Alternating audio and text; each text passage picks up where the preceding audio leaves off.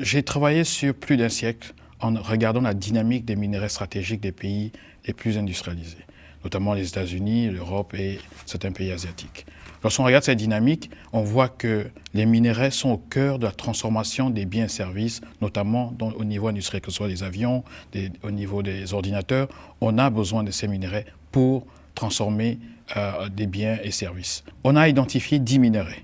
Alors j'ai regardé la liste des minerais stratégiques de tous les grands pays et j'ai regardé les minerais qui sont disponibles dans le bassin du Congo.